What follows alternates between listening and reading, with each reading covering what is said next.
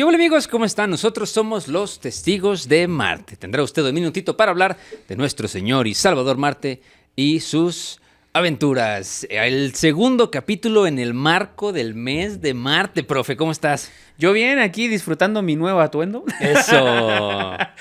Ojalá poder salir con esto a la calle sin problema. De ¿no? Romano de Iztapalapa. Ah, claro, sí. Hasta con el color y todo ahí. Para los que no están viendo, el profe trae un tocado así, No. enorme. Muy guapo te ves, profe. Yo sí te veía como... Yo sí, da respeto, ¿no? Da respeto, sí impone el profe. Es como cuando le das una mordida a tu galleta emperador y sale el profe. ¡Mande usted, emperador! Pero ¿cómo están? Aquí seguimos celebrando el mes de Marte, como nos vemos, indumentaria belicosa. Y pues, como es la norma, en el mes de Marte se habla del lugar en donde nace el papá de los pollitos, nada más y nada menos que Marte. O podría ser al revés, a lo mejor Roma nace de Marte o Marte nace de Roma, uno quién sabe. Pues, ¿Qué fue antes? ¿Qué fue antes, Roma o Marte? ¿Roma o Marte? Pues te diría Marte, porque pues, Sí, por sí. los etruscos, pero... Los dioses son eternos, aparte. Los dioses son eternos, los dioses Sí. son eternos. Oye, pues ¿cómo estás, profe? Muy emocionado. Capítulo 15, ya vamos. 16, ¿no? 16, tienes toda la razón. ¿Qué pasó? ¿Qué óvole, qué óvole? No, súper bien, ¿no? Yo muy feliz, como les digo, siempre muy contento de escuchar sus comentarios, de ver las reacciones que hacen. Bueno, más allá de las circunstancias que nos hayan pasado, ya saben, en términos de edición, eso ya quedó más que superado. Ya quedó superado. En el mes de Marte todo vale. Todo vale, exacto. Nos excomulgaron, bueno, más bien nos perdonaron ya todos nuestros pecados en el mes de Marte. Nos fuimos a confesar, nos dijo que todo bien.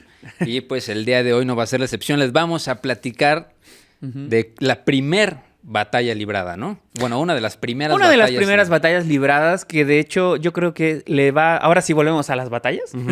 Que le va a dar a Roma su, digámoslo así, su estatus de como su primer peldaño en el escalón, cuando van a decir, estos sí son chingones, estos sí saben de guerra y pues literalmente va a duplicar su tamaño Roma, ¿eh? Así que, Cuando se gradúan, cuando se hace niño grande, cuando se sientan en la mesa de los adultos. Por primera vez estamos hablando de que ya Roma se convierte en una ciudad imperial. Bueno, no imperial, pero sí conquistadora, digamos, ¿no? Sí.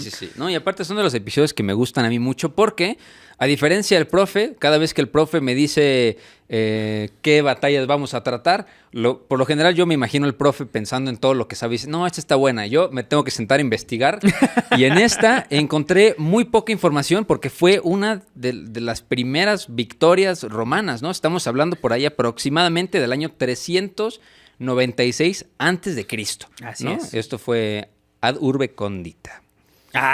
Estamos utilizando la terminología romana, pues muy sí, bien. estamos en el mes que lo amerita, ¿cómo no?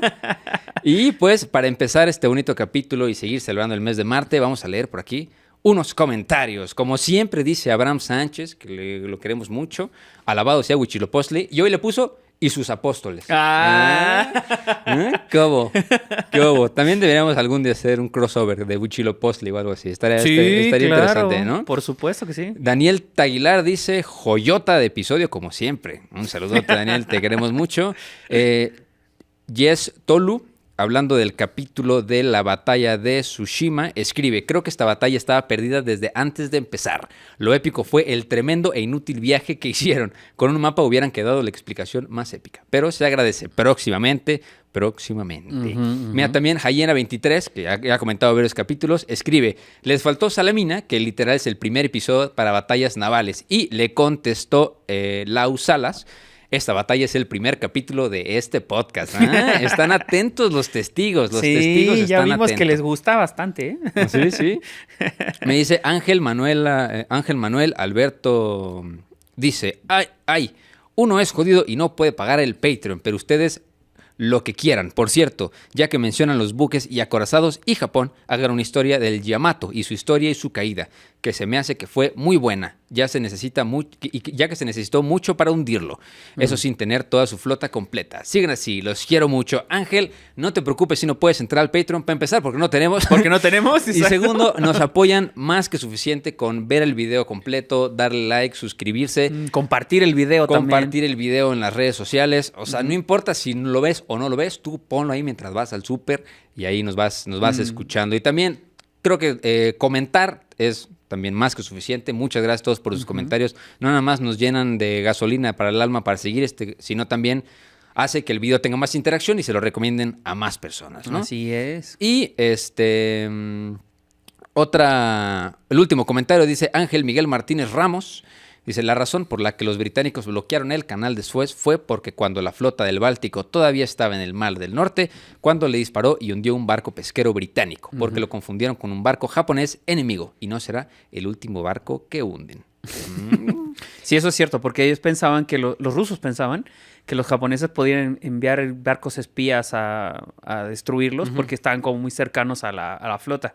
Y claro, iban pasando por el Mar del Norte y los británicos pues no sabían qué venía pasando. Bueno, los británicos sí, pero la gente que habitaba ahí no. Sí. Entonces, claro, ven un buen de barcos y dice, bueno, yo aquí estoy pescando y por eso los rusos lo atacaron. Pero casi provocó una guerra entre Rusia y los británicos. Sí, sí, sí. No fue moco de pavo, como dicen en mi tierra. Moco de pavo, nunca había escuchado sí, eso. No es moco de pavo. En Chile se dice no es moco de pavo. Sí. No es moco de pavo. Lo voy a utilizar.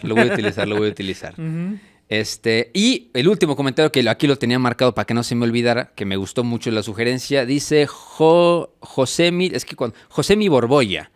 Dice, saludos a las casi 3 p.m. Gracias por el excelente capítulo. Podrían hablar de batallas donde armas químicas cambiaron la batalla. Por ejemplo, el fuego griego, el gas cloro o la viruela. Saludos. Cuando hablemos de armas químicas, podremos hacer la evolución de las armas químicas, que va a estar algo interesante, ¿no? Porque sí hay instancias en las que se utilizaban a los cuerpos con viruela y los aventaban con las catapultas en algunas batallas para que se les pegara la enfermedad. Entonces creo que puede ser un gran, pero gran capítulo. Entonces, amigos, déjenos sus comentarios, los queremos mucho. Y ahora sí, vámonos con lo que truje Chencha, pero primero nos quitamos la indumentaria de Marte. Que hoy sí, qué calor. Se me olvida que los cascos... O sea, cada vez que me pongo estos cascos, me imagino a alguien en el desierto de camino. Esta la ponemos a los acá, cuernos, ¿no? A los cuernos de Jatín. Esa la ponemos por acá. Claro, después de lo que platicamos con Edu y se acuerdan, ¿no? De los cuernos de Jatín. Piensan que estamos usando cosas que son de plástico, ¿eh? Sí. O sea, un casco promedio de la época debería pesar entre 1 a 3 kilos. Sí. Órale. Así que hay que aguantarlo, ¿eh? Sí.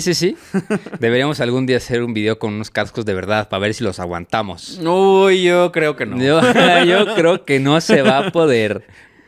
No, pero que no lo aguantamos. Exacto, y que no lo vamos a aguantar. Pero bueno, entonces el sitio de Veyes, o la batalla de Veii, como le dicen por ahí también, Veii con doble I, es más conocida como el asedio de Veyes, pues es una batalla de la antigua Roma, como les dije, aproximadamente en el año 396 a.C., y la mayor fuente sobre esto, y la mayor fuente de información que tenemos, pues como casi siempre, es Tito Livio, ¿no? Y un poquito de lo que estaba sucediendo antes de esta batalla, pues los romanos estaban comandados por un dictador, que ella era Marco Furio Camilo, ¿no? El grande Marco Furio Camilo, segundo fundador de Roma, según los propios romanos. Órale, pues hasta allá nos fuimos, hasta atrás, ¿no? En este mes de Marte nos fuimos, pues, en una de las primeras victorias, ¿no? Y pues su oponente, que era la ciudad etrusca de Veyes, era pues una gran ciudad que estaba próxima a Roma, ¿no? La cual tenía a los romanos ocupados en una larga y no concluyente guerra, durante la cual pues bastante a menudo sufría asedio por parte de ellos, ¿no? Y pues para romper el asedio de una vez por todas fue construido un túnel por debajo de la ciudad, ¿no? De hecho, Tito Livio nos cuenta un poco... Mega spoiler ese, pero bueno, no importa. Mega spoiler. Es que de verdad es de la poca información que encontré. Porque encontré varios libros, pero estaban, ya sabes, como escaneados de la copia, y que ya no se lee nada. Y yo estaba así, ¿qué dice ahí? Claro, sí.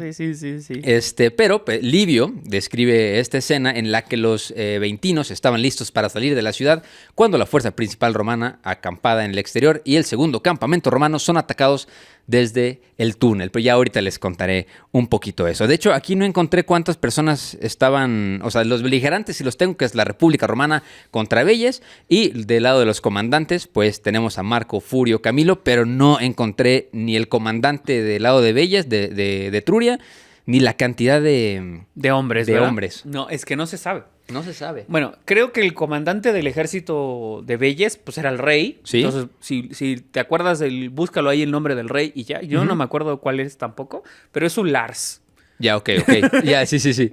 Y lo que pasa es que en etrusco, por lo que se sabe, lo poquito que se sabe del etrusco, Lars viene siendo como el título de rey, ¿no? Ok. Entonces, ¿por qué? Porque los reyes se llaman Lucumón. Bueno, en fin. A ver, lo primero que tenemos que ver con respecto al sitio de Veyes es entendernos en el contexto que estamos. Sí. ¿En qué momento estamos de Roma? Pues la República Romana tiene que 100 años... 70 años de recién creada, ¿ok? Sí. Se ha expulsado al último rey Tarquinio, ya se estableció, como vimos en el capítulo anterior, la organización de la República Romana ya se ha organizado, ya se ha establecido, ¿ok? Y por tanto los romanos tienen que sobrevivir, Sí. ¿ok?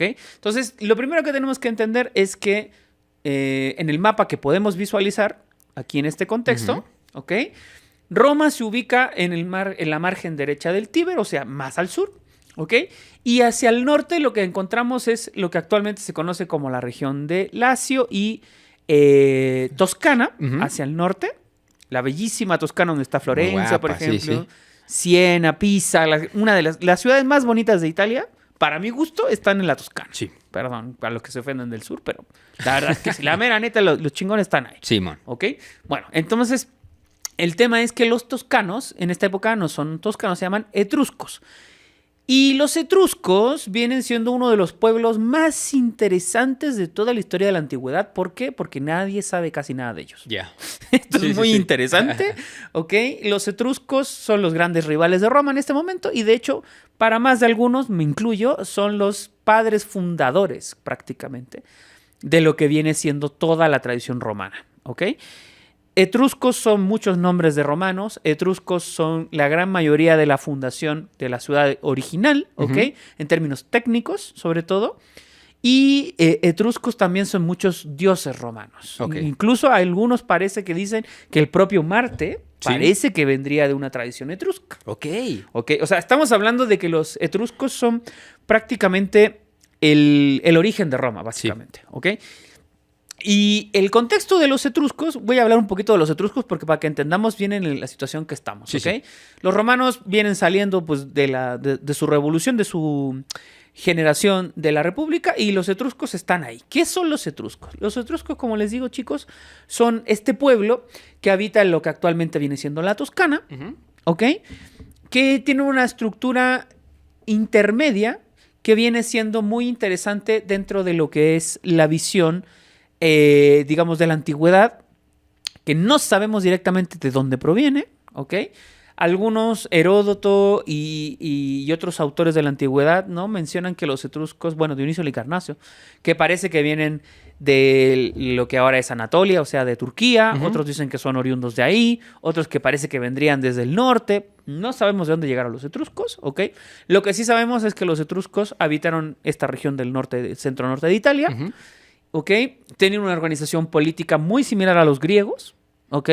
¿Qué quiero decir con esto? Ciudades-estado, que se organizaban entonces con base en un sistema político que era regido, pero en un principio eran regidos por reyes, que se llamaban lucumones, ¿ok? Y que tenían una estratificación social en donde, al igual que en Roma, habían unos patricios, ¿ok? O sea, las personas que eran dueñas de los recursos económicos y que tenían ciudadanía, y unos plebeyos que básicamente se dedicaban a las labores de artesanos y comerciantes y campesinos, ¿ok? Que no tenían derechos políticos.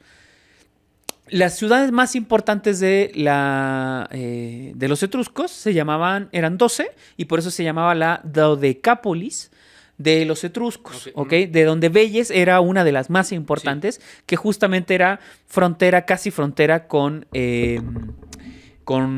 Roma. ¿Por qué razón? Porque si bien se encontraba en el margen del río Crémera, el río Crémera desembocaba en el río Tíber. Okay. Y de esa forma, entonces, la posición de poder más al norte que le daba a Veyes, como emplazamiento ubicado en la circulación de las mercaderías entre el norte, sur y este y oeste de Italia en la época, entonces le daba mucha riqueza y mucho recurso, ¿ok? Por tanto, la pelea entre Veyes y Roma tiene que ver básicamente con la posesión de el control del Tíber y la ubicación, entonces, de dónde poder obtener la mayor capacidad de recursos del manejo del río y las salinas, que recordemos la vez pasada. Roma se ubica a casi la desembocadura del río Tíber porque ahí existen unas salinas que son muy importantes para la mantención del comercio de Roma con los demás vecinos. Sí. ¿Okay? De hecho, la vía, hasta el día de hoy, una de las vías más antiguas que subsiste todavía en Roma es la Vía Salaria, por eso se llama Vía Salaria, que iba directamente desde Ostia hasta el centro de Roma. ¿Ok? Y se dice que cruzaba los Apeninos y llegaba hasta el otro lado, y por eso era muy importante la mantención de ese emplazamiento. ¿Ok? Entonces, Veyes es una ciudad etrusca, es una ciudad que tiene muchos recursos y sobre todo tiene una cultura muy refinada. Y por lo mismo también su forma de combatir pues, es muy parecida a lo que vimos en las reformas de Servio Tulio, donde las estructuras del mando y del control y el poder pues, se asocian a una fila de falanges, que es una clase social, que son los patricios, y alrededor de ellos están estos plebeyos, estos grupos sociales que, digámoslo así, funcionan como apoyo a ese ejército, digamos. ¿Okay? Sí. Mira, yo aquí tengo algunos datos para que más o menos ustedes se sitúen en dónde estamos, ¿no? Están a más o menos 16 kilómetros de distancia, o sea, no es mucho. No, exacto. ¿No? O sea, fue de los primeros lugares en los donde Roma quiso meter el dedo en el pastel. Dijo, están aquí cerquita, vamos a meternos para allá, ¿no? De hecho, el asedio militar, pues es un asedio que se prolongó alrededor de 10 años. Bueno, las guerras contra Veyes fueron 13. Ojo, sí. Y el asedio duró, 10 años. 10 años, ¿no? Desde el 406 hasta el 396 antes de Cristo, ¿no? Así es. Y yo más o menos aquí encontré un poquito, no sobre las personas que pelearon, pero como estamos hablando de un asedio, pues cuántas personas estaban asediadas, ¿no? O sea, la población estimada de Veyes pudo haber sido de entre 20,000 y 30,000 habitantes antes del asedio, según estimaciones modernas, ¿no? Y los romanos en campaña, pues no tenemos cifras fiables sobre cuántos soldados romanos participaron, pero recordemos que es un esfuerzo suficientemente grande como para mantener un asedio durante una década. O sea, son bastantes eran, ¿no? O sea, las regiones romanas de la época eran ejércitos ciudadanos que podían reunir varios de miles de hombres en campaña y estaban reforzados según las necesidades del Senado, ¿no? Pero pues digamos que no hay una estimación como tal. Entonces, pues, aquí también se marca como un hito en la expansión militar romana, ¿no? O sea, ya bueno, aquí ya está hablando un poco de la caída de Veyes, pero pues en la caída de Veyes significa que la ciudad etrusca ya perdiera su independencia, ¿no? Es la primera instancia donde los romanos, pues, se quedan con una parte del pastel, ¿no? Se quedan con territorio, ¿no? Y el territorio pasa a formar parte de Roma, casi duplicando el área territorial que Roma tenía, ¿no?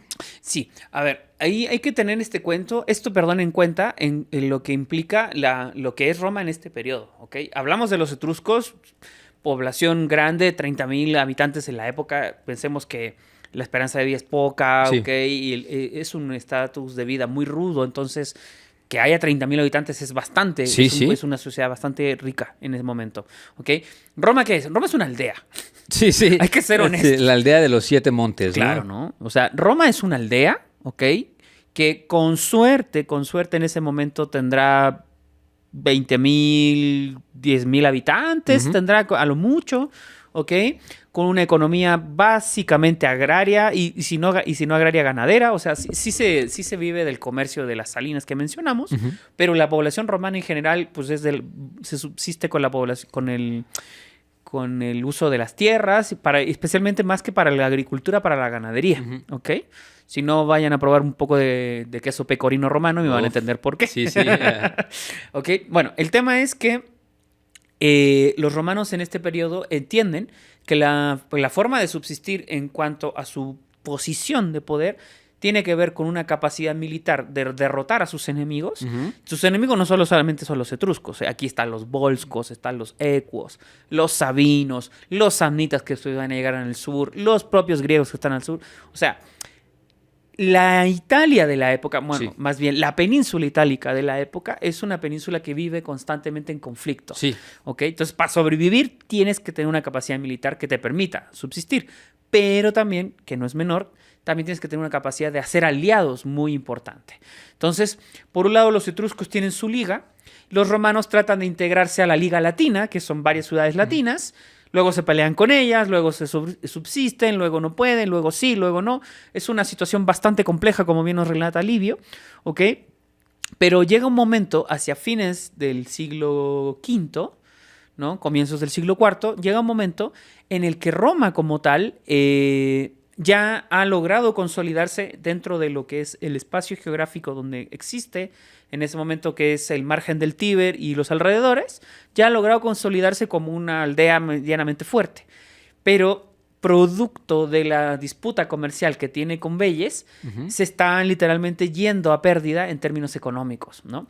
Y las guerras entre Veyes y Roma están provocando que Roma, por un lado, ya no pueda crecer más en términos tanto económicos como también territoriales, y por otro lado están provocando directamente que la posición de poder de Roma empieza a decaer, ¿ok?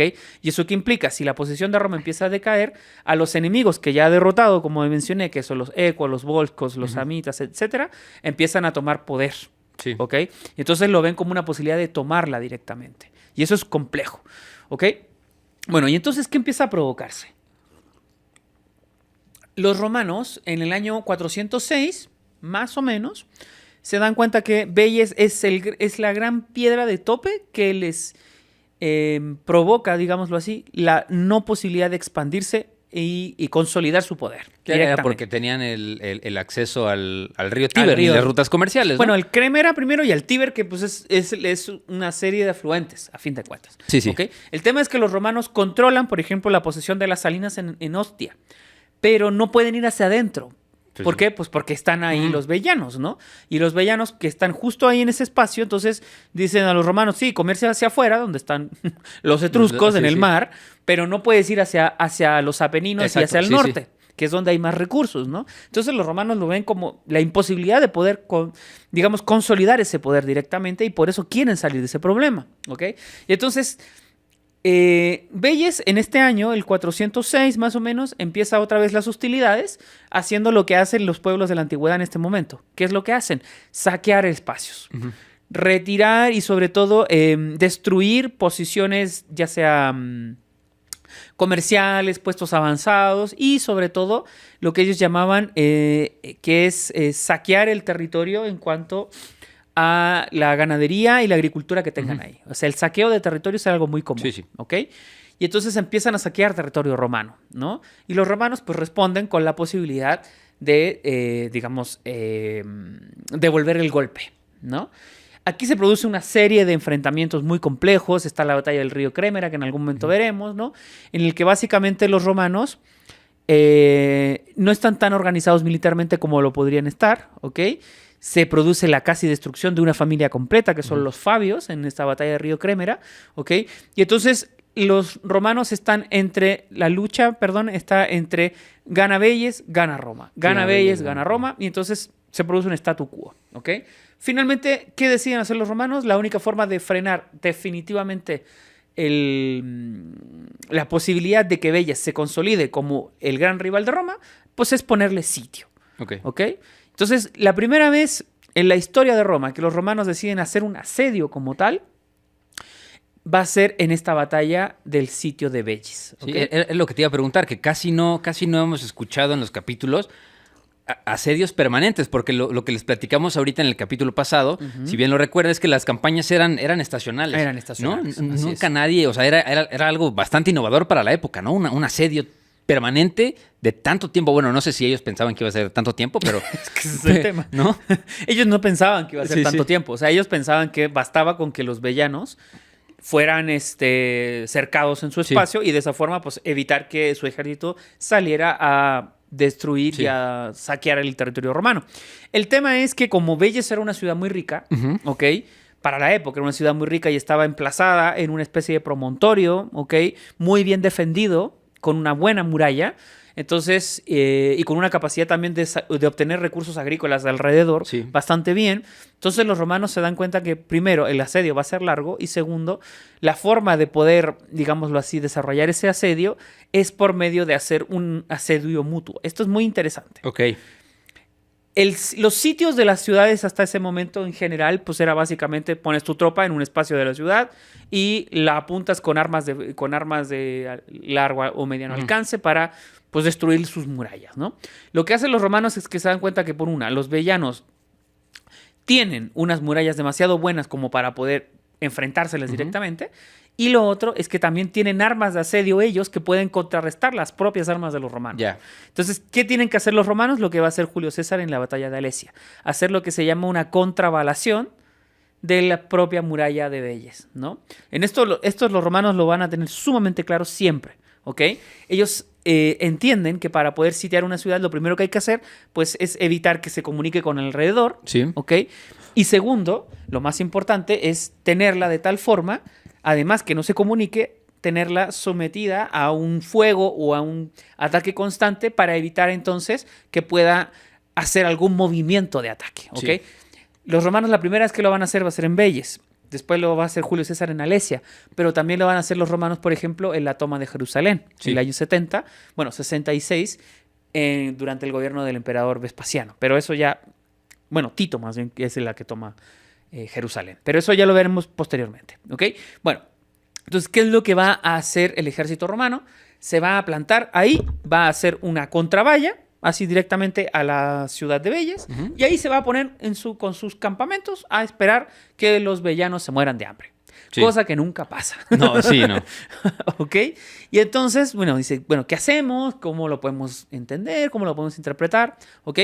El tema con la ciudad de Vélez y en general con estas épocas de la historia de Roma es que mucho de lo que se sabe de esto tiene que ver con elementos que son bastante mitológicos. ¿Ok? Recordemos, ¿qué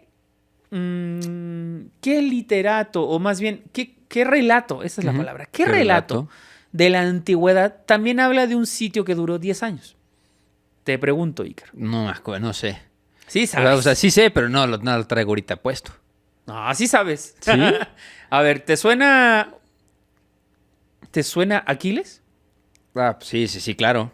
¿De dónde viene Aquiles? Ah, es la Eneida, ¿no? No, en la Ilíada, ¿o lo decía? La Ilíada. Pues, ¿cuánto duró el sitio que se cuenta? Bueno, se cuenta más en la Odisea, pero se relata precisamente esa campaña militar ahí, pues en la Ilíada. Sí. La Ilíada, la toma de Troya, duró 10 años el sitio. No, pues sí. O sea, ¿qué está tratando de decirnos Livio? Pues está tratando de comparar el sitio de Vélez con el sitio de Troya. Ya. ¿Ok? Sí, Por eso dura 10 años. Ok. Por eso también, spoiler alert, ¿cómo termina destruyéndose Troya? ¿Te acuerdas? No. Con el famoso caballo de Troya. O sea, sí. Por eso los preservativos se llaman Troyan. Troyan, sí. Por el caballo que se introduce, ¿ok? En la ciudad, a escondidas, y provoca y luego entonces... ya salen todos. Ajá. Bueno, pues la forma de que va a ser destruida Vélez va a también ser por una estratagema similar. Órale. Sí, pues eso lo vamos a ver ahora. Bien. Por eso les digo que tiene mucho de mitológico el tema, y de los 10 años y la forma de caer de la ciudad, pues tiene mucho que ver también con esta homologación que hacen mucho los romanos de buscar, digamos, actitudes o visualizaciones históricas discursivas similares en griegos para ellos mostrarse como parte del área griega también. Sí. ¿Okay? Además, recordemos que Eneas, que es el protofundador de Roma, pues viene escapando de Troya. Claro. ¿No? Tiene mucho que ver. Tiene mucho que ver. ¿Ok? Mira, traguito sincronizado. Ah, sí. Oye, igual corrígeme si me equivoco. Sí.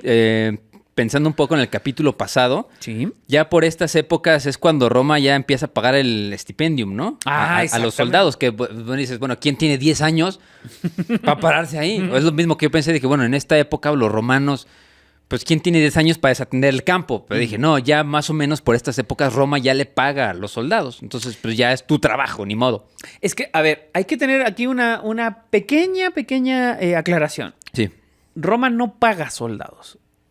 Ok. ¿Cómo que no paga? No, porque si pagase soldados, eso los convertiría, comillas, en soldados. Porque sí, la palabra soldado significa que recibe un sueldo. Sí. ¿Ok?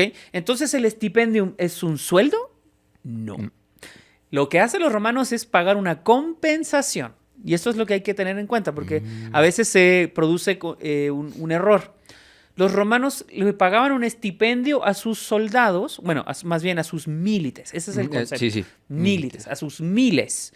Le pagaban un estipendium, que es una compensación por, digámoslo así, años en los cuales o meses en los cuales no han podido trabajar el campo y por tanto el Estado te paga esa compensación. Entonces te hace como una especie de tabulación que dice, a ver, aquí el buen Iker, a ver, estuvo aquí en el asedio ¿cuánto tiempo? No, pues tuviste que te gusta un año, año y medio. Ok. ¿Cuánto calculas tú que puedes haber perdido en tu granja y en tus vacas, qué sé yo, por no haberlas faenado por lo que tú estuviste en el campo? No, pues no sé. ¿Qué te gusta? 1,000, 5,000 haces. Ok. Eso pudiste haber perdido. Perfecto. Pues el Estado te lo compensa. Ya. Ok. Entonces tú terminas tu campaña y te paga eso. Pero no es que te pague un salario. ¿Me explico? Sí, sí, sí. Te lo compensa. Por eso es estipendio. Ya. Sí, sí, sí. Ok. Entonces, lo que hace Roma en esta época es iniciar el tema del estipendio para poder compensar esa falta. Porque ¿qué es lo que pasaba? Las campañas, ya vimos el capítulo anterior, empezaban en marzo. ¿Ok?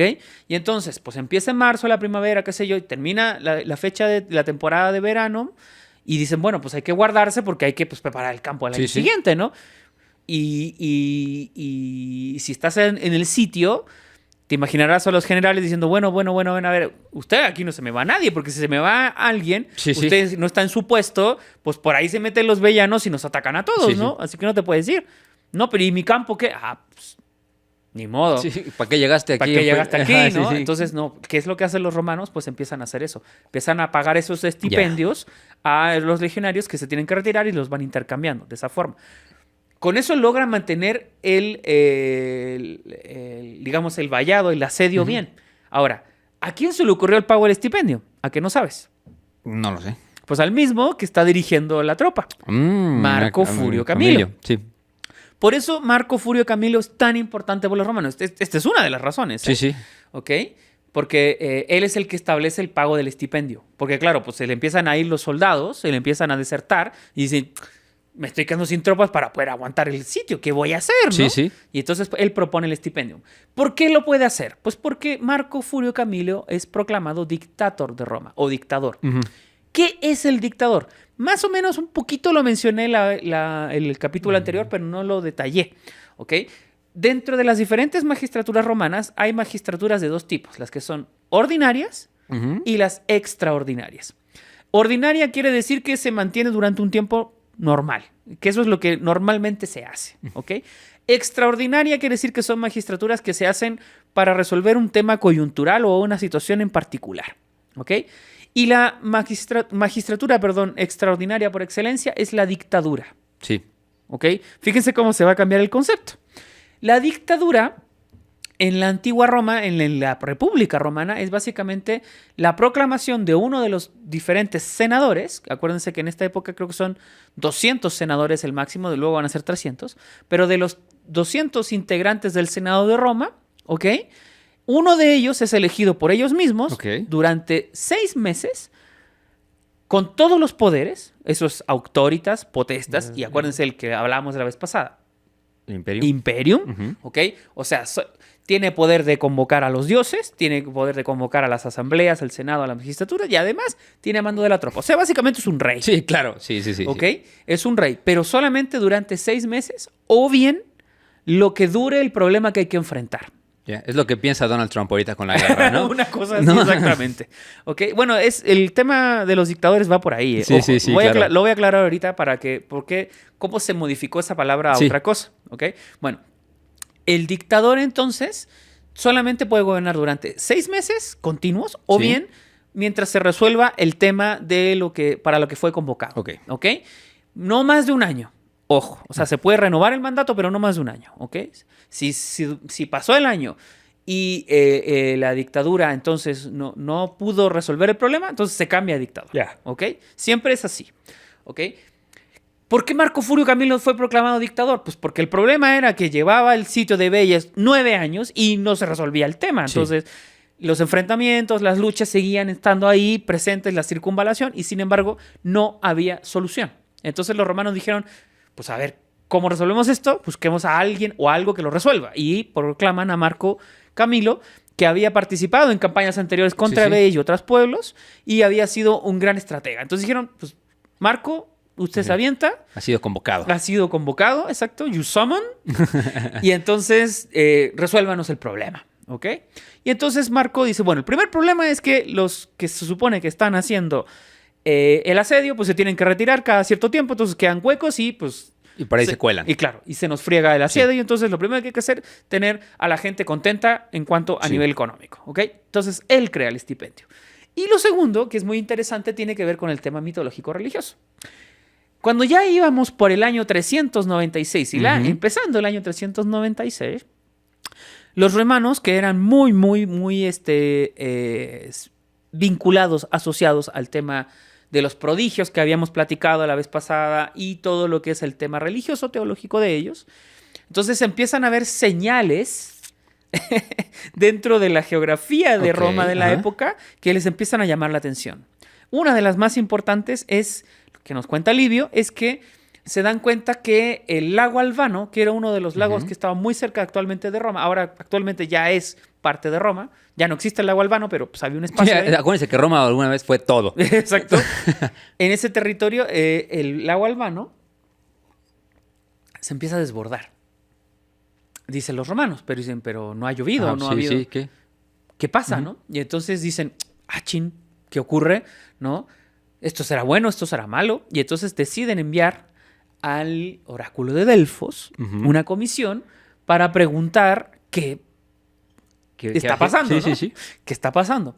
Y entonces el oráculo de Delfos les manda la siguiente información. Les dice a los romanos, miren, lo que están diciendo los dioses es que mientras no se seque el lago Albano y se conduzca su agua, su territorio, en dirección hacia el mar, o sea, que se deseque el lago, mientras eso no pase, Veyes va a seguir dominando y controlando a Roma.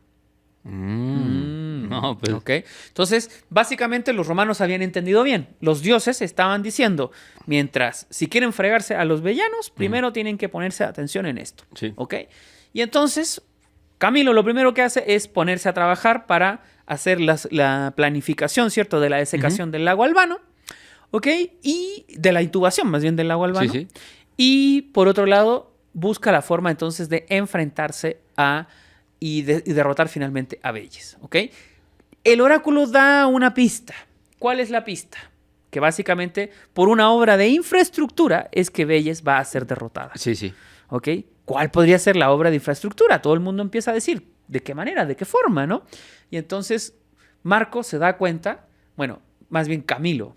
Camilo se da cuenta de que la única forma de derrotar a Veyes es por medio de una estratagema en términos técnicos y, digámoslo así, arquitectónicos. ¿Okay? Algo tenía que pasar. O sea, no podían tener el asedio más años, ¿no? O sea, ya también llevaban 10 años ahí, algo tenía que suceder. Tampoco se podían quedar otros 10 años ahí parados. No, claro, es que recordemos que estamos en sociedades antiguas, ¿ok? Y por tanto, para ellos la voluntad de los dioses es importante, ¿no? Entonces, si puedes interpretar los prodigios que te está diciendo Júpiter o Marte en este caso, y te está diciendo, no, es que es por aquí la situación, por aquí donde se arregla la cosa, entonces, pues tú lo tienes que seguir. Si ya preguntaste es porque ya lo quieres acabar. Exacto. ¿No? Evidentemente. Si no tendrías que preguntar. No, exacto, pues sí, o sea, lleva 10 años, ¿ok? Y evidentemente, pues la situación es que mientras no se resuelva eso, no se puede resolver lo otro, ¿no? O sea, en la literatura antigua nosotros lo sabemos, ¿cierto? Hay muchos ejemplos de que los dioses intervienen de esta forma y dicen, tienes que hacer esto para hacer esto otro. El caso más tradicional típico, pues Edipo, ¿no? Cuando se encuentran al asesino de Layo, entonces se va a salir la peste, ¿no? Resulta que, bueno, spoiler alert, para los que no conocen la historia de Edipo, ¿no? Resulta que Edipo es el que había matado a su padre, pero no lo sabía, ¿no? Y entonces cuando Edipo deje de existir, se quita la plaga de Tebas, ¿no? Bueno, ese mismo vínculo es lo que tratan de hacer los romanos con el tema de Veyes, ¿ok? Bueno, entonces, ¿qué hace Camilo? Dice, interpretemos los prodigios que nos dice nuestro querido oráculo de Delfos. ¿Cómo lo podemos hacer, no? El oráculo de Delfos estaba consagrado al dios Apolo. Apolo que todo lo sabe y todo lo ve. ¿Ok? Entonces dice, bueno, pues hay que hacer un sacrificio a Apolo, ¿no? Vincularse a Apolo para que nos alimente y nos guíe. Y Apolo es el dios de la inteligencia también. ¿Ok? Y entonces Camilo se da cuenta que la ciudad de Veyes, por un lado, si bien está construida en la cima de una montaña, esa montaña es de toba volcánica. Y tú dices, ¿y eso qué? La toba volcánica es un tipo de piedra que no es tan rígida. Ok. Entonces es fácil de trabajar. ¿Y eso qué significa entonces? Significa entonces que se puede perforar. Y eso es lo que le da la clave a Camilo. Dice, entonces, si este tipo de piedra donde está sentado y también la muralla de Vélez no es tan rígida como se ve realmente, entonces la podemos utilizar y la podemos fragmentar, destruir, Sí. ¿no? Y entonces, ¿qué es lo que decide hacer el inteligente Camilo? Decide hacer un túnel. Vamos, chavos, vamos a jugar Minecraft. Básicamente vamos a jugar Minecraft, así es. Entonces decide hacer un túnel, hacer una galería subterránea. Y esto es una cosa sumamente novedosa. O sea, recordemos, en la antigüedad han habido muchos sitios de todo tipo, Sí. pero generalmente la idea para tomar las ciudades es por arriba, no por abajo. Pero, exacto, derrubando alguna muralla o matándolos de hambre o dejándolos sin agua. O utilizando algún tipo de máquina para romper la muralla, ¿cierto? Sí. Pero ¿Ok? pocas veces desde adentro. Pero, ¿no? claro, desde abajo es Sí, muy sí. raro, ¿no? Muy raro. Pero así como... Y pues entonces Camilo dice, bueno, pues si se puede por arriba, se podrá por abajo. ¿Por qué razón? Porque por arriba es imposible, ya vimos, porque los villanos tienen mucha capacidad técnica para utilizar armamento y destruir las propias armas de Roma. Sí. ¿Ok? Las armas de asedio romanas. Entonces, está difícil poder hacerlo por ahí. Entonces dicen, no, hagamos la galería. Así le llaman. Hagamos la galería. Y empiezan a hacer por turnos de 6 horas diarias continuas. Recordemos que Sí. los soldados romanos ahora tienen stipendium, ¿ok? Empiezan a excavar, ahí tipo Minecraft, empiezan a excavar el espacio, ¿no? Y la diosa Juno es la diosa principal de Vélez, está consagrada a Vélez. Y entonces, recordemos que estamos en un ámbito mitológico. Hay un templo de Juno también en Roma. Entonces, Ok. Marco lo que hace es hacer una libación, un sacrificio a la diosa Juno con el objetivo de mostrarle el camino a los romanos para poder entonces, de esa manera, mostrarle a Juno que tiene que estar del lado de los romanos y no de los lados de Vélez. Sí. ¿Ok? Y entonces hacen un gran sacrificio, una gran libación, y por lo que nos dice Livio y Dioniso Halicarnaso, Juno está contenta con el sacrificio que los romanos hacen a ella, Sí. y entonces decide mostrarles el camino. ¿Ok? Entonces, ¿qué es lo que empiezan a hacer los romanos? Empiezan a picar la piedra, ¿cierto? Para hacer el camino, y la guía que siguen, que es la guía de Juno, directamente da donde está enclavado el templo de Juno, en Vélez, que está muy cerca de la muralla. Ok. ¿Ok? Entonces, ¿qué empiezan a hacer los romanos? La estrategia es triple. Sí. Por un lado, tienes que excavar la galería de la muralla. Eso tiene que hacerlo una sección de la muralla. El otro lado, lo que tiene que hacer es dar a entender como que la vida en el campamento es normal. Sí. Y la tercera es el ataque simultáneo. ¿Ok? Ok. Porque Sí, hay que mostrar que, claro, estamos atacando, entonces para desviar la atención de los vellenses. Entonces, ¿qué es lo que ocurre? Mientras hay legionarios que están cavando el túnel, ¿cierto? Por otro lado, los legionarios romanos están trayendo la logística para mantener la atención, exacto. Mientras otros están atacando y atacando por un lado y el otro, por un lado y el otro. Entonces, la idea es desviar la atención, porque recordemos, se imaginarán, los romanos están picando piedra, literalmente. Sí. O sea, suena eso mucho, ¿no? Entonces, evidentemente, podrían llegar a pensar estos tipos que en algún momento estos no vendrán, no se les ocurrirá hacer un camino por otro lado, ¿no? No vaya a ser, ¿no? Entonces, tienen que desviar la atención. Entonces, Camilo, por un lado, está gestionando la llegada de insumos. Por otro lado, está gestionando la construcción del túnel. Y por otro lado, les está diciendo aquí... Centuria tanto, ataque en esta posición. Centuria tanto, ataque en esta posición. Hasta que finalmente los romanos se dan cuenta, después de una buena cantidad de meses, se dan cuenta que finalmente han llegado a la base del templo. Sí, de que aquí es. Aquí es, exactamente. Entonces, cuando le dan la información a Camilo, dice, ok, perfecto. Entonces, tal día, que no sabemos, tal día vamos a hacer el ataque simultáneo. ¿Ok? Y entonces, se imaginarán ustedes, los vellenses, burlándose de los romanos en el campamento. Ahí están como idiotas, ahí se están muriendo de hambre, pobres idiotas, pobres ilusos, ¿no? Y entonces, un día de la primavera de ese año, ¿no? Bueno, más bien ya casi del otoño, porque estamos acabando el año en ese momento. De repente, suenan las trompetas, ¿no? De la guerra de los romanos. Y los romanos, los bellenses, estoy pensando que como los bellenses, ¿no? Ven los bellenses que los romanos atacan simultáneamente por todas las murallas. ¡Ah, chin! ¿Qué pasó, no? Sí, sí. Los romanos habían concentrado una gran cantidad de hombres, ¿ok? Casi, según lo tengo entendido, casi duplicaban la cantidad de hombres que tenían los bellenses. En ese momento, antes del ataque, no lo habían hecho, pero empezó a acumular gente Camilo para generar esa mayor cantidad de tropa, ¿ok? Y entonces, ¿qué hace? Manda a atacar por todos los flancos a la ciudad. Entonces, ¿qué pasa? Pues la ciudad de Bélice lleva 10 años de sitio. Evidentemente, pues es costoso, es difícil el poder mantener una línea de combate suficiente para aguantar todo el ataque, ¿ok? Y tenemos que pensar que los bellenses, pues literalmente, porque este ataque fue en la madrugada, estaban pues recién levantándose. Sí, claro, sí, sí. ¿Ok? Se están vistiendo, ¿no? Entonces, se imaginarán lo siguiente. Los bellenses les gritan, hay que ir a proteger las murallas. Pues todos los guerreros van directo a las murallas. Nadie se preocupa de los templos ni nada por el estilo. Claro, sí. Los templos solamente es quienes están en los templos, las mujeres y los niños y los ancianos, que se supone que como son templos, están resguardados de la actitud, de la furia de los atacantes, ¿no? Porque los templos son sagrados, ¿no? Nadie va a violar a los dioses, ¿no? Directamente. Si no, pregúntenle a Odiseo. Por eso se perdió 10 años también. Bueno, 20 años, de hecho. Bueno, y entonces, ¿qué pasa? Empieza el ataque. Y entonces Marco dice, bueno, el dictador Furio Camilo le dice, manden el ataque y manden a los legionarios por el túnel. Por el túnel. ¿Ok?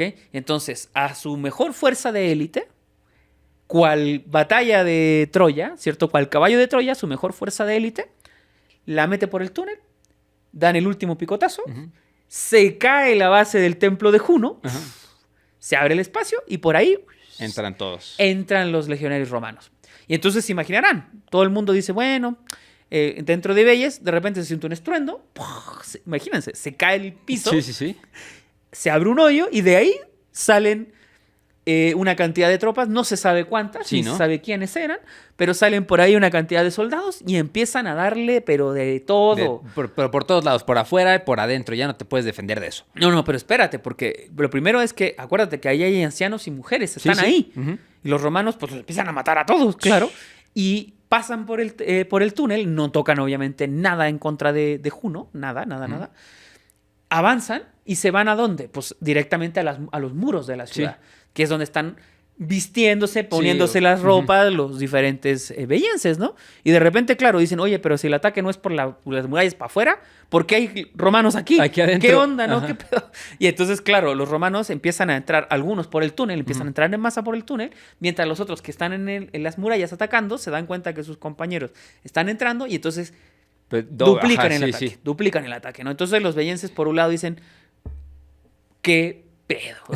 ¿Qué pasó? Y se empiezan a rendir.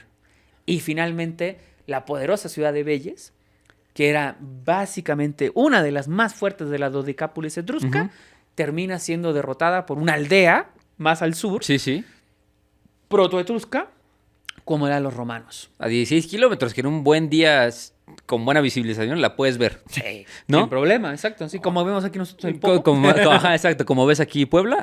Así exactamente. Justo, yo aquí estaba leyendo un dato muy interesante. Que los etruscos ya eran expertos o ya tenían las técnicas para excavar túneles hidráulicos. Para drenaje y control del agua. Entonces, es posible, hay dos posibilidades. O uno, que los romanos imitaran las técnicas etruscas, ¿no? Que no nos suena impresionante porque sabemos que los romanos eran excelentes imitadores, ¿no? Copiaban o dos, incluso que reutilizaran un túnel ya existente, ¿no? Posiblemente. Pero aquí yo tengo más o menos algunas estimaciones. ¿Qué tan grande era el túnel? Que tenía una altura estimada de 1.5 a 2 metros, que era lo suficiente para que un soldado pasara agachado, que es lo que se sabe, de anchura alrededor de 1 metro y excavado en toda volcánica, como nos dijo el profe. Pero se estima que el túnel pudo haber medido entre 300 y 500 metros aproximadamente. O sea, los cálculos más conservadores la ponen en 350 metros, que para la época son muchísimos metros. Muchos metros, ¿no? Y mucho cansancio, mucho trabajo. Piensa que todo eso se hace con pico, así... durante días y semanas, o sea, no es No es moco de pavo. No es moco de pavo. Y ya después que Roma toma la ciudad, supongo que ya adornaron el túnel. Y ya lo hicimos, ¿no? No, lo primero que van a hacer los romanos, bueno, evidentemente, toman la ciudad. Claro, sí, ¿ok? sí. Y dejan de matar gente, Ujú, evidentemente, sí. ¿no? Lo primero que hacen es ir ¿cómo se llama? Al espacio donde tienen los tesoros los bellenses y se roban el tesoro. Eso es lo primero. Sí, claro. ¿Ok? A lo que voy. A lo que voy. ¿Por qué razón? Porque lo que había prometido, otra vez Camilo, es que el tesoro de Velles se iba a repartir entre la población de Roma y otro porcentaje también entre los dioses, donde Juno iba a ser una de Sí. las más importantes y sobre todo también Apolo. Apolo y Juno, ¿por qué? Juno porque pues, los había ayudado con el tema del túnel. Sí. ¿Y por qué Apolo? Pues porque Apolo había ayudado a los romanos durante el oráculo. Sí. ¿Ok? Ahora, lo interesante es que después de ya que se ve el recurso ahí establecido el botín, los romanos hacen algo que a nosotros se nos suena muy interesante. Ujú. El armamento, una palabra que todavía se usa, el armamento tradicional ofensivo de los romanos de la época no es como pensaríamos la espada, es la lanza. ¿Cómo se dice lanza en latín? Asta, con H. ¿Ok? ¿Alguna vez has escuchado hablar del concepto de subasta? ¿Subasta? Pues me suena que es abajo del asta, ¿no? Creo que ya lo hemos platicado No alguna habíamos vez, pero platicado. nunca lo has desarrollado. Ajá. La subasta quiere decir bajo el asta. Bueno, entonces, ¿qué es lo que está bajo el asta? Imaginemos a Marco Camilo con su lanza. Está el botín ahí de todo Velles y empieza a decir esto para ti, esto para ti, esto para ti. Eso es lo que originalmente en términos romanos es una subasta.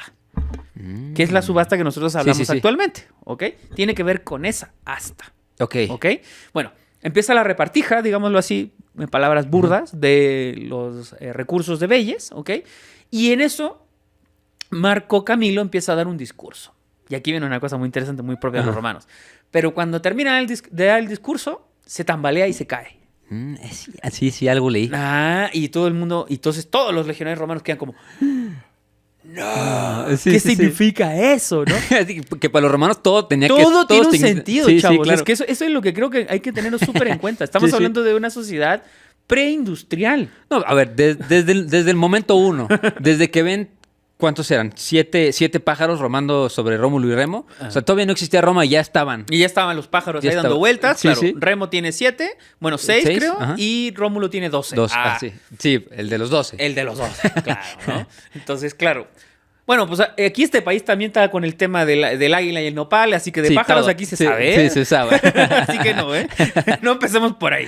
Pero bueno, el tema es que la voluntad de los dioses se interpreta en modo de prodigios, o sea, Sí. de las situaciones de la vida cotidiana de la naturaleza. Ujú. Bueno, ¿qué pasa? Camilo termina de dar el discurso y se tropieza y se cae. ¿Y eso qué quiere decir entonces? Aguas, puede haber un mandato de los dioses, algo que no hayamos entendido, no hagamos hecho. Ok. ¿Ok? Y entonces se sabe después, alerta de spoiler, se sabe después que por haber hecho eso, al parecer Camilo se habría llenado los bolsillos de más de lo que correspondía Vaya. Al Sí, parecer. sí. Se subastó Se subastó el mismo, exacto. Se habría llenado los bolsillos un poquito más con lo que le correspondía de su parte. Los romanos lo expulsan. Sí, sí. Porque Lo exilian dictador de Roma. corrupto, Ujú. ajá, dictador corrupto. Pero al hacer eso, el año 390, como no tienen a su mejor hombre, pues ¿qué pasa?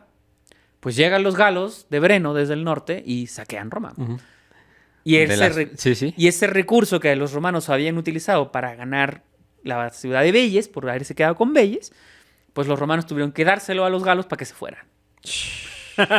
Los dioses no se equivocan. Marte no se equivoca, ¿eh? Por No. eso somos testigos de él. Marte, así es, claro que sí.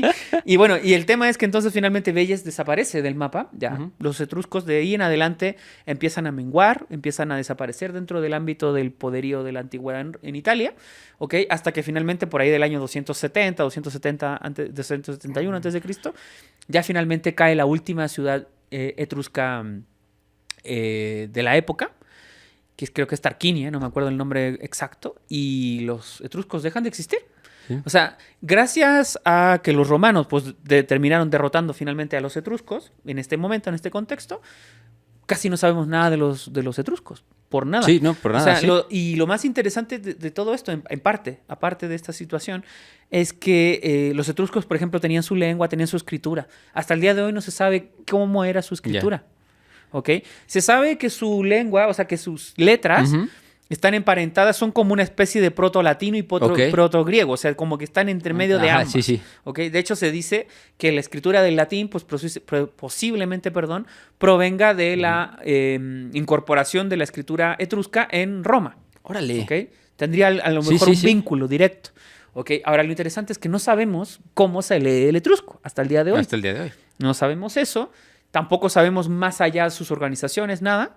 Y porque, al parecer, pues los romanos hicieron tan bien su trabajo que los terminaron exterminando y asimilando completamente. Sí, es lo que te iba a decir. Culpa totalmente de los romanos. Así es. Bueno, ¿no? Para que vean que no está padre meterse con los romanos. No, y aparte, no nada más tomaron la ciudad, tomaron confianza. En ese momento ya es cuando Roma se empieza a comportar como una potencia, ¿no? O sea, así es. Roma ya, después de la caída de Veyes, por eso te digo que lo que pasa con Camilo es muy interesante. Producto de esa circunstancia, entonces, los romanos finalmente deciden ya consolidarse como una potencia, como tal, ¿no? Entonces, incorporan a Veyes, incorporan a algunas ciudades de alrededor y finalmente, pues, se empoderan, básicamente. Sí, y se dan cuenta de que deja, ¿no? Que deja, o sea, porque ahí Roma aprende a sitiar, que ya dijimos que también fue bastante innovador para la época. Claro. A resistir, porque 10 años y lo de... o sea, cómo reforman la manera en la que funciona el ejército, ¿no? Y también... El estipendio que dice, claro. El estipendio y empiezan a pensar en grande, ¿no? A decir, oye, pues lo nuestro es la conquista. Ya vimos que deja, digo, independientemente de lo que pasó con los galos, sí nos dejó y nos dejó bastante. Así ¿no? es. Entonces, pues, o sea, aquí también que les quede claro que las potencias no nacen gigantes, ¿no? Se hacen gigantes. Y Roma, esta es como la primer piedrita que pone en, pues, la manera en la que construyó el imperio, ¿no? A base de guerras largas, ¿no? De decisiones políticas duras y terquedad, más que nada, ¿no? Claro, y la necedad romana tan tradicional. O sea, aquí se producen muchos eventos de ese tipo, claro. Y desde Veyes no se dejó de expandir Roma. Bueno, hasta cuando se cae el imperio, que se empieza a perder territorio, pero sí, pero básicamente. Así Órale, es, oye, qué padre. O sea, yo justo son de los capítulos en los que me gusta porque dije, el profe seguro sabe mucho de esto, conocimiento milenario escondido por ahí. Pero a ver, ¿alguna recomendación que, a ver, me lo hubieras dado a mí? Me lo hubieras dado a mí antes de empezar este capítulo. Pero... No, bueno, a ver, en general, chicos, en general... El tema de las primeras épocas de Roma es muy poco estudiado. Yo creo que en general por un tema de poco conocimiento y de pocas cosas que se saben sobre la historia de Roma de la época, porque como se mezcla tanto con mitología, entonces tú no sabes qué es verdad o no. De hecho, no me extrañaría que hasta hace no muchos años incluso se creyera que Veyes podía ser una ciudad mitológica, digamos, ¿no? Pero ya hasta el momento sabemos que no y la arqueología ha avanzado mucho en eso. Entonces... especialmente yo creo que hay dos tipos de recomendaciones que les puedo dar que les pueden interesar. Por un lado, ¿cuál es una de que me interesa mucho que la veamos ya en términos, digamos, del concepto mismo de la historia de Roma? Sí. ¿Okay? Si quieres de verdad entender todo el desarrollo de la toma de Veyes y de lo que fueron los primeros años de Roma, siempre hay que entrarle a Tito Livio. Es lo que te iba a decir. Tito Livio debe de ser... Tito Livio es de ley. Obligado. De ley, ¿no? Si quieres como contrastarlo y darle una vuelta más, sobre todo en temas mitológicos, hablando así más poéticos, pues especialmente hay que entrarle a la Eneida de Virgilio. Sí. ¿Ok? La Eneida de Virgilio sí, digamos que no está tan cercana en el periodo, pero sí te da un contexto para entender cómo es que se funda y cómo es que se comprende toda la realidad geopolítica, mitológica y sociocultural histórica de lo que es la Roma de esos años, ¿ok? Sí. Pensemos que la Roma, desde que se funda, desde que la funda Rómulo, más o menos el 753, siglo VIII, siglo VI, siglo VII, más o menos esas épocas, pues Roma no se modifica tanto en términos sociohistóricos, ¿ok? Sí. Pero después de la batalla de Veyes sí se modifica muchísimo. Okay. Se incorporan muchos datos interesantes. Entonces, Livio y la Eneida lo tienen que tener de ley, eso es en términos históricos, ¿ok? Podríamos agregar también la historia de Roma de Dionisio Halicarnaso, pero básicamente es casi una copia muy cercana a lo que hace Livio, ¿ok? Ahora, en términos en términos de estudios históricos modernos, militares, sin duda el más importante que yo podría representar. Por un lado está todas las investigaciones que hizo Peter Connolly, que ya las mencioné. Uh-huh. Los estudios de Peter Connolly sobre el Grease and Rick and Ward. Ese es, pero de ley en este caso. Y el otro que también es muy importante, tiene que ver con, ya específico para la historia de Roma de la época, que es Osprey Military, que se llama literalmente, este es el texto que hace Neil Secunda y Lazenby, hacen un texto que se llama Early Roman Troops. Así. Okay. Creo que es Troops o Army, no me acuerdo bien, pero que es un texto que salió por ahí por el año 85, 80, ya es viejito el texto, pero es el mejor texto que trata sobre la estructura del ejército romano desde lo que sería la fundación, desde los queleres y los primeros ejércitos de Rómulo, ¿no? Que los visiona Livio, hasta pues más o menos la conquista de Vélez, más o menos. Órale. No, muy buenas recomendaciones. Yo justo pensé que ibas a decir un libro que donde yo saqué alguna información, que igual que lleva el mismo nombre, La historia de Roma, The History of Rome, pero de Michael Grant. El Michael Grant, de Michael Grant, que tiene, o sea, no tiene mucho, pero tiene lo suficiente. Tiene lo suficiente de estas batallas, pero también es un librote, es un choncho. Sí. Ese es un gran, pero gran libro. Pero pues sí, así la historia de una de las primeras victorias de Roma, que le enseñaron pues que sí se podía y que podían ir a lo grande, ¿no? A lo grande. Y no decepcionaron, ¿no? Por eso estamos hoy aquí pintados de rojo, en honor al mayor imperio que ha existido. Amigos, los queremos mucho. Muchísimas gracias por estar aquí. Gracias por vernos. Recuerden de darle like, suscribirte, picar a la campanita, dejarnos tu comentario de lo que te interesa. No importa si es la lista del súper, tú comenta, por favor. Algún piropo para el profe también. Usted para Iker también, por aquí supuesto, también, ¿cómo no? claro que sí. Muchas gracias por estar aquí. Sigan celebrando el mes de Marte con este calorón. Cuando les dé calor, recuerden a los pobres romanos que iban con unos cascos pesadísimos y siéntanse afortunados. Amigos, los queremos mucho y no queda más que decir... ¡Salve Marte! Bye, bye. Adiós.